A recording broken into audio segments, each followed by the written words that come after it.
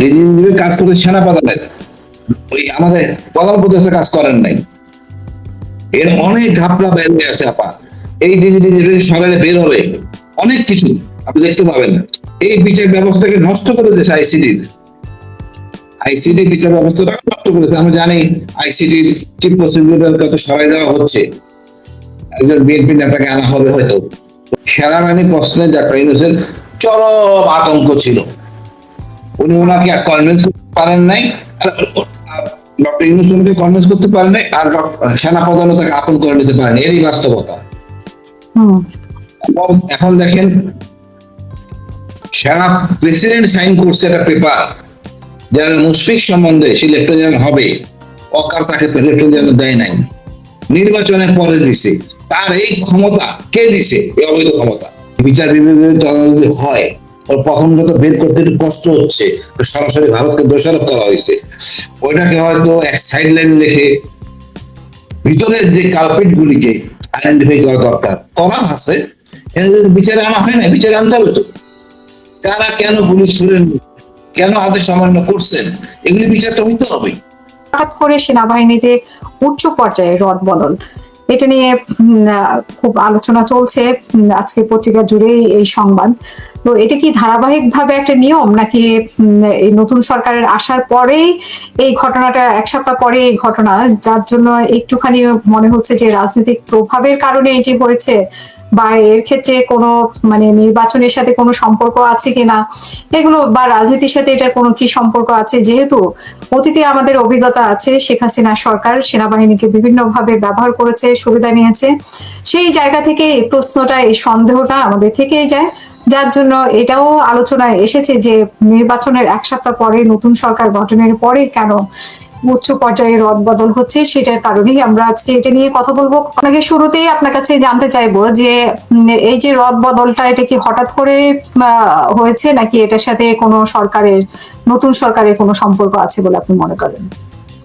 আপা, আমাদের দেশের কালচার না, যেমন আমেরিকান কালচার পুরো সেটআপ পরিবর্তন করে। আমার দেশে কি করে, কি পয়েন্ট গুলিকে পরিবর্তন করে। যেমন স্বাধীনতার পর শেখ মুজিবুর সাহেব আসলেন, সিনিয়র হিসেবে আমাদের শহীদ জিয়া সেনাপ্রধান হওয়ার কথা ছিল, আর ওনার একটা পছন্দ থাকতেই পারেন, তাই শহীদ জিয়া স্বজনপ্রীতির ভিত্তিতে যেমন শফিউল্লাহকে বানান সেনাপ্রধান। এরপরে আপনি যখনই যাই দেখছেন, এখন একটা একটা দল ক্ষমতায় গেছে, সেই দল তার চাইবে তার নির্ভরযোগ্য লোককে বানাইতে, নিজে নিজে ভাই হবে তার অতি বিশ্বস্ত লোক, আরো পরিবর্তন হবে, হইতে হবে। তার নির্ভরযোগ্য লোক ছাড়া সে চলতে পারবে না।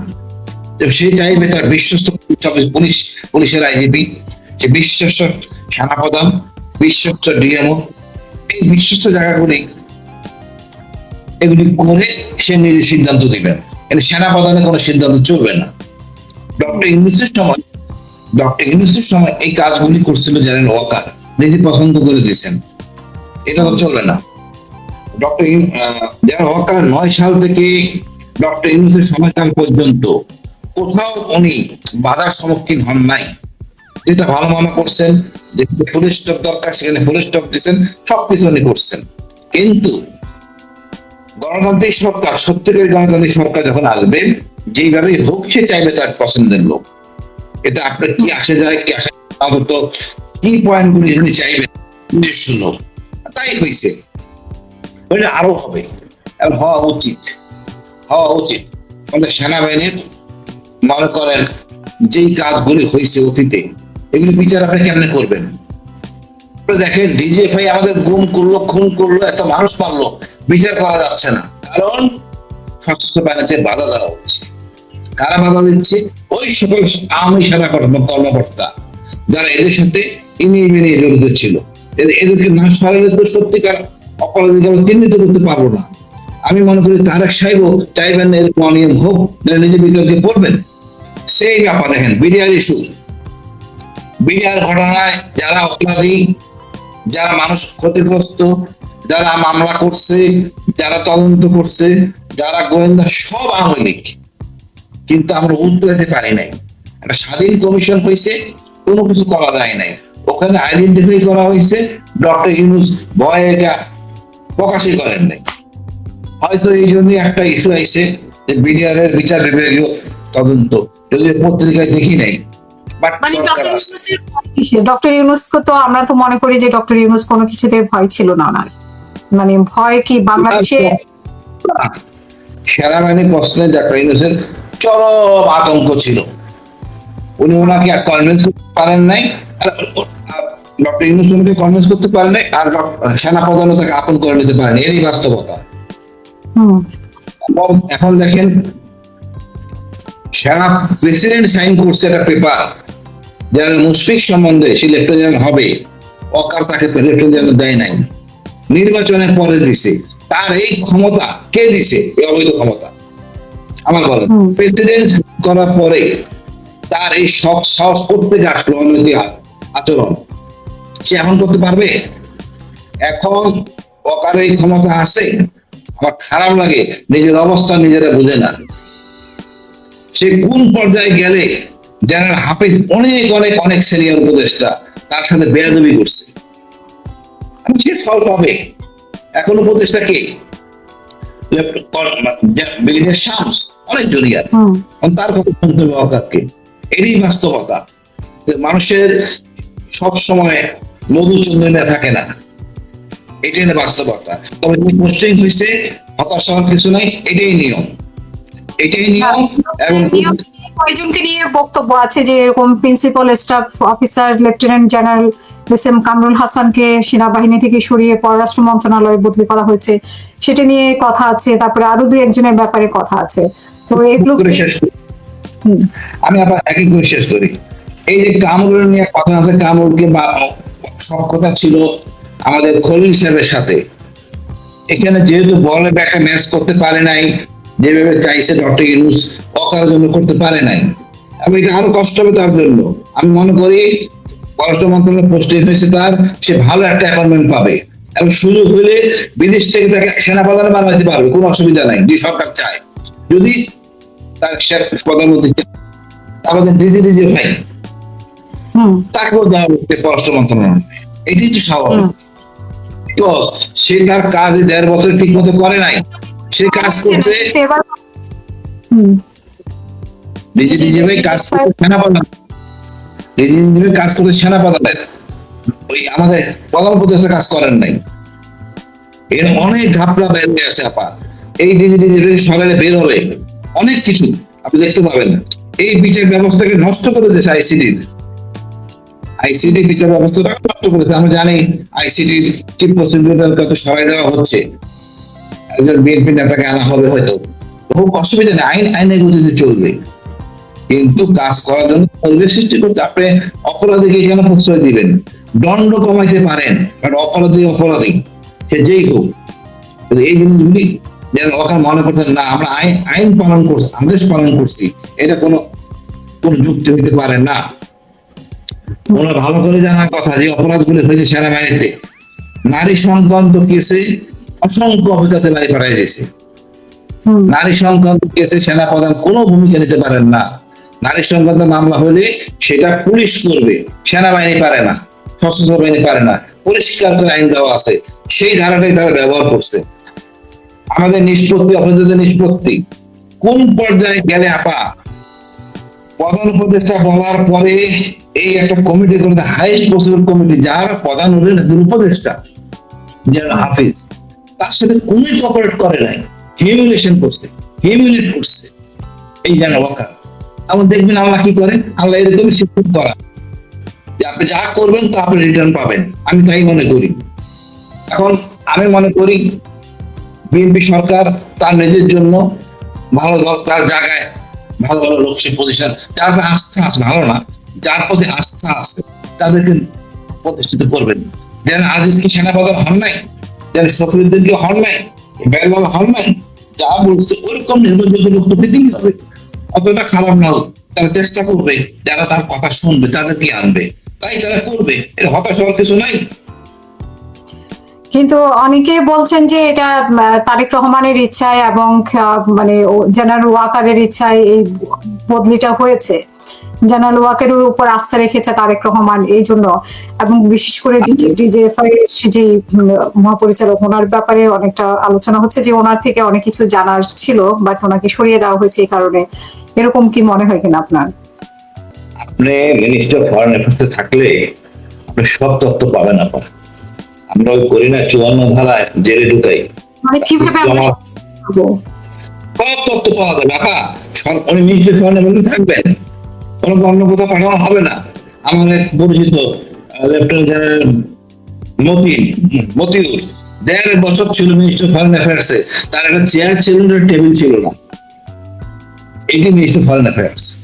অনেক সীমা লঙ্ঘন কাজ করা হয়েছে। এখন সবকিছু বেরোবে।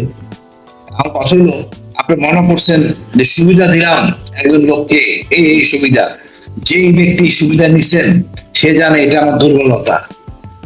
এই দুর্বলতা সে দেখতে চান না, কারণ দুর্বলতা থেকে সে কোনো সত্য কথা বলতে পারবেন না, মিথ্যা বক্তৃতা দিতে পারবেন না। ওই অসৎ লোকদেরকে সে সরাইয়া দেবেন নিজের সুবিধার্থের জন্য। এটাই ইতিহাস, এটাই নিয়ম।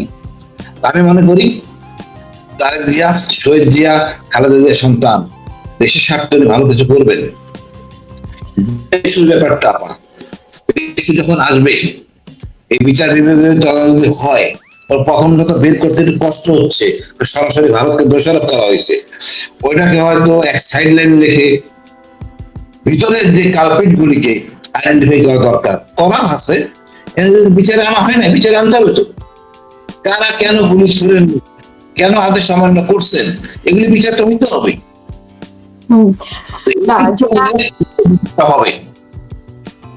না, যে রিপোর্ট মানে প্রকাশ করা হয়নি, তো সেই রিপোর্ট আমরা এর আগেও দেখেছি হাসিনার সময় একবার বিডিআর তদন্ত রিপোর্ট করা হয়েছে, সেটাও কিন্তু কার্যকর হয়নি। তারপরে এই যে ইউনূসের সময়, তো মানে সেই রিপোর্টও জনগণের সামনে আনা হয়নি। কিন্তু এখন আবার কি তদন্ত কমিশন গঠন করা হবে নাকি সেই রিপোর্ট আবার পূর্ণ তদন্ত করা হবে?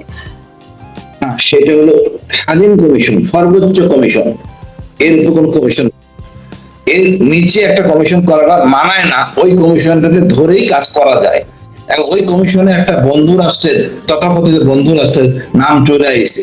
ওইটা আসলে কি করতে হয়, আন্তর্জাতিক পরিমণ্ডলে মামলা করতে হয়। সেটার মতো সক্ষমতা হয়তো বিএনপির এখনো নাই, হয়তো পরে আসতে পারে। আর এর সাথে যারা জড়িত অফিসার, যারা মির্জাফর, দেশের গাদ্দার, এই লোকদের বিচার তো করতে হবে। ওইটাই সমস্যা। অন্যায় অনেক সৈনিককে অন্যায় ভাবে হয়তোবা বিচার করছে, সেগুলি রিভিউ করতে হবে।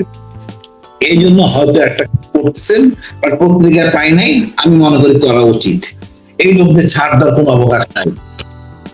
মানে বিডিআর এর বিচারটা হওয়া উচিত, এটাই।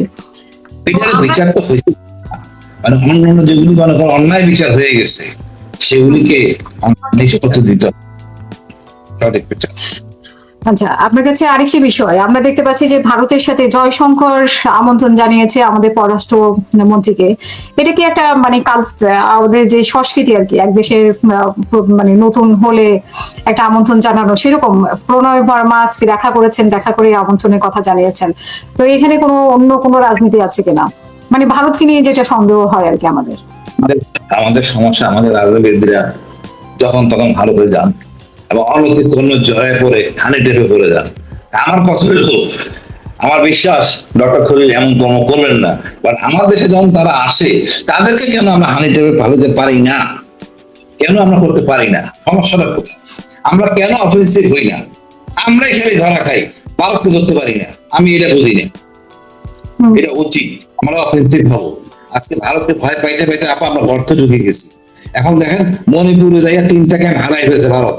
এই ভারতের সেনাবাহিনীর ভয়ে আমাদের প্যান নষ্ট হয়ে যায় অনেক জেনারেলের, অনেক সুশীলের। এখন দেখেন স্থানীয় গেরিলা 3টা ক্যাম্প দখল করতে হেলিকপ্টার সহ। এদেরকে ভয় পাওয়ার দরকার আছে কারণ ছাড়া। আমি এই কথাই বারে বারে বলি, ভারতকে ভয় পাওয়ার কিছু নাই। আমরা এক জাতির দেশ। আমাদের সুশীল আর আমাদের কিছু অবশ্যই জেনারেল আবল তাবল বলে ঝামেলা সৃষ্টি করে। হাসিনুর ভাই, ডক্টর ইউনূসের মানে অন্তর্বর্তীকালীন সরকার শেষ হয়েছে, কিন্তু তাদের দুর্নীতির ব্যাপারে আমরা কোনো কিছু খবর পাচ্ছি না। তো তারা কি আসলে কোনো দুর্নীতি করে নাই? নাকি তারা সেভ এক্সিট নিয়ে চলে গেছে কোনোভাবে সরকারের সাথে আঘাত করে?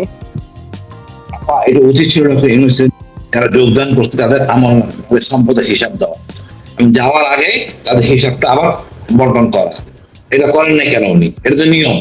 নিয়ম মানে কি? এটা শালীন প্র্যাকটিস। আমরা তো চোরের জন্যই নিয়ম, ভদ্র দেশে লাগে না। আমরা তো জন্মসূত্রে সারা সব চোর। কেন অন্যের সম্পদ খাবো? গরিবের খাবার। এই সম্পদটা বড় লোকের সম্পদ না পা। আপনি বড় লোকের সম্পদ খান, আপত্তি নেই আমার। খাচ্ছেন গরিবের সম্পদ, এটা খাবেন কেন? ডক্টর মিস করেন। যারা করছে অবশ্যই বিচারে আওতায় আনতে হবে এবং জরুরি বিচার করতে হবে। দ্রুত ট্রাইব্যুনাল যেটা করে এদের বিচার করতে হবে যদি কেউ করে থাকে। আমরা পত্রিকায় বা বিভিন্ন মিডিয়াতে দেখেছি যে 3 জন উপদেষ্টা আসলে নির্বাচন করতে চায়নি, এই ক্ষমতাকে দীর্ঘায়িত করতে চাইছে। এই ব্যাপারে আপনার কাছে কোনো তথ্য আছে কিনা, যে রেজওয়ানের কথা আসে, ইয়ের কথা আসে? দেখছি 3 জনের নাম এসেছে আপা, পত্রিকায় দেখছি। ক্ষমতা দীর্ঘায়িত করতে চাওয়ার ব্যবস্থা একটাই কারণ ছিল, গণভোট। যেই সমস্যাটা এখন হয়েছে গণভোট নিয়ে, যদি মনে করেন 1 মাস গণভোটটা করে সংবিধানটা সেট করে তারপরে যে নির্বাচনটা করতে, এই সমস্যাটা হইতো না।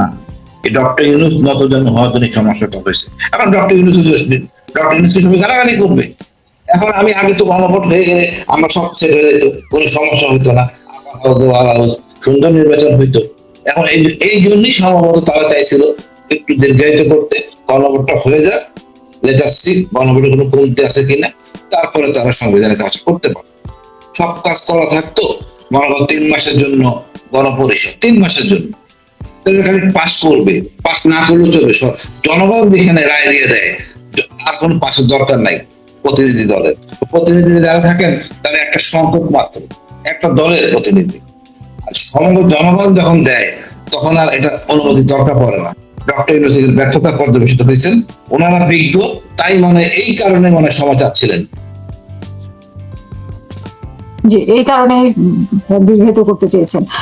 আচ্ছা, এখন যে শব্দগুলোকে নিয়ে যে আলোচনা হচ্ছে, ইনকেলাব, বা একজন মন্ত্রী বলেছেন যে ওনার রক্তক্ষরণ হয়, তো এটা নিয়ে আজকে জামাতের আমিরও আজকে দেখলাম যে স্ট্যাটাস দিল, তারপরে এনসিপির অনেকে স্ট্যাটাস দিচ্ছে, মানে এখন আবার জোরালো ভাবে সবাই ইনকেলাব ইনকেলাব লিখে যাচ্ছে ফেসবুকে।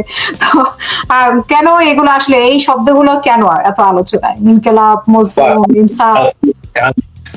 কালকে আমি দিছি, পাকিস্তান আমলে বলতো নায়ের তকবীর।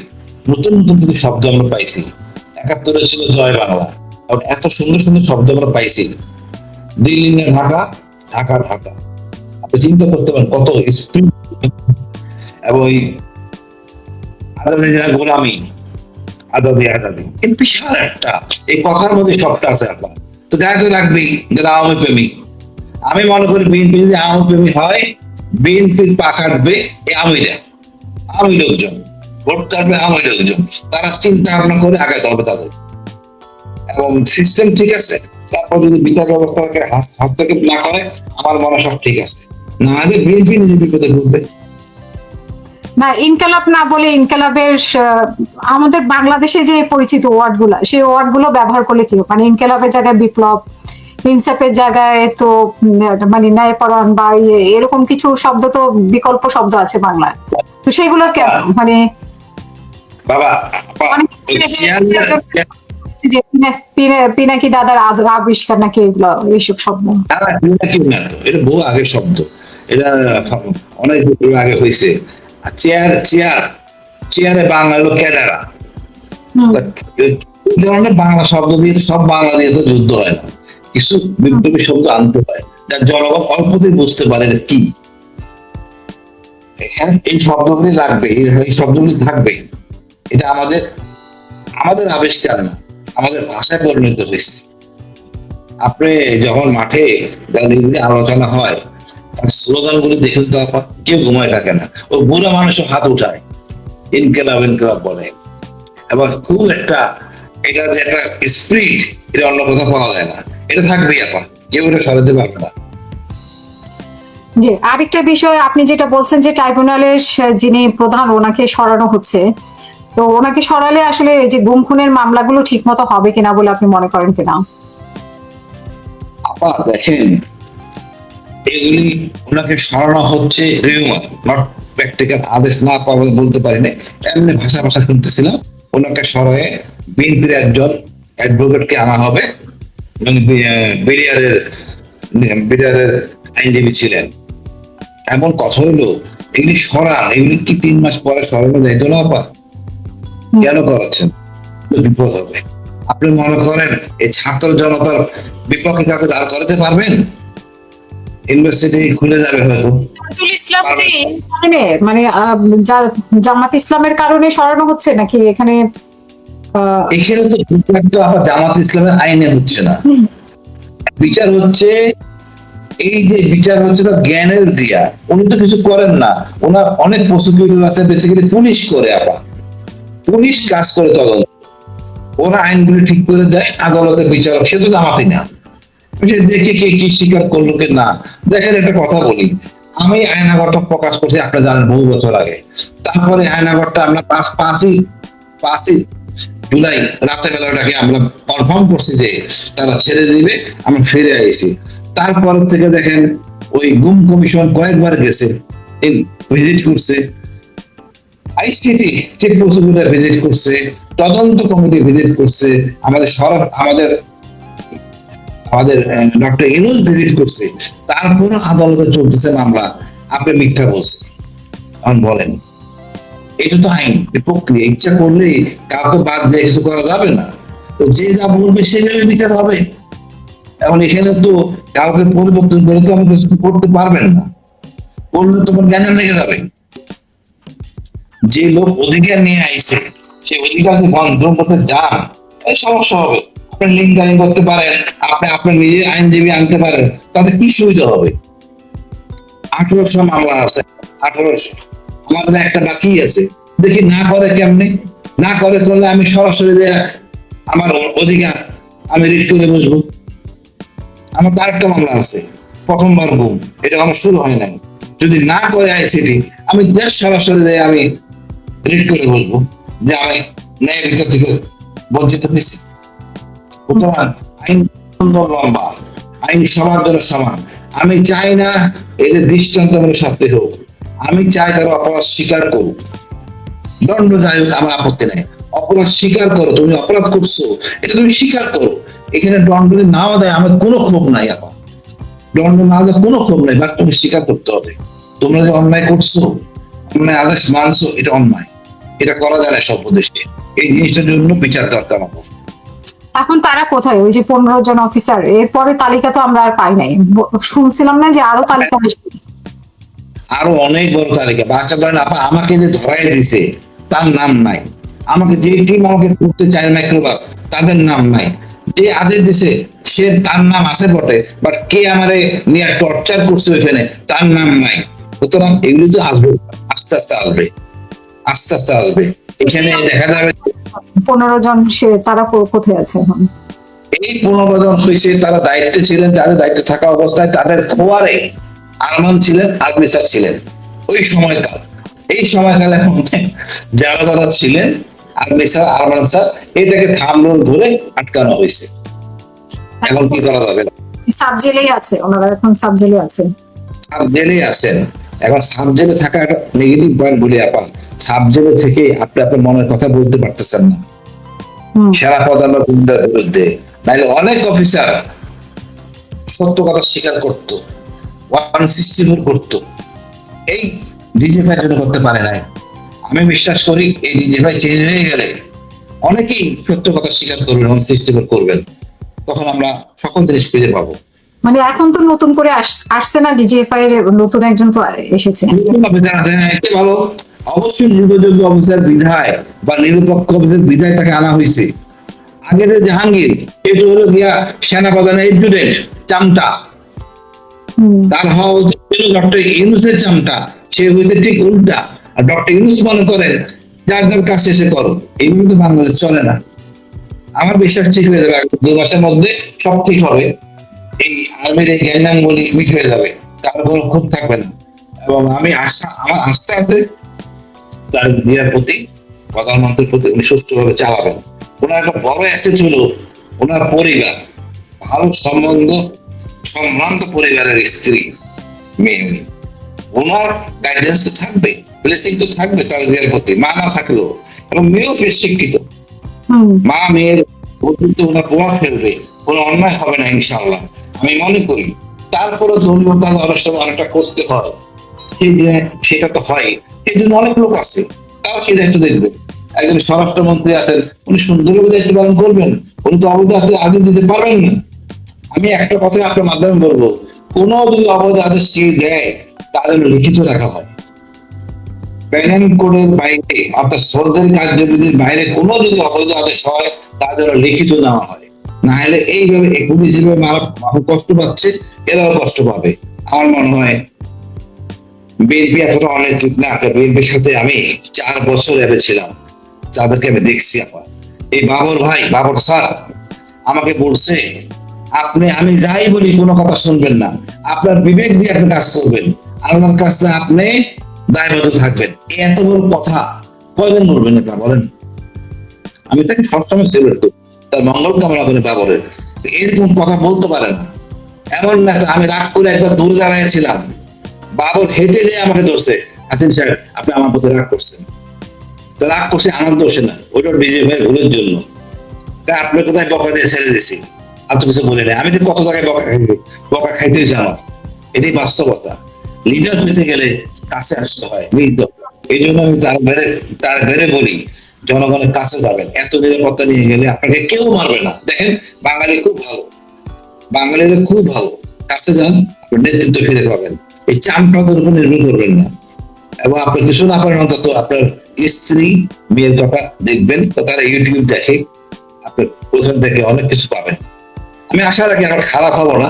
তবে যে জিনিসগুলি বড় ভুল হয়ে গেছে, যেটা ভবিষ্যতে হয়তো আরো বিস্ফোরণ হবে, এই জুলাই সনদ, এখানে তো আমরা কেউ ছাড় দিব না।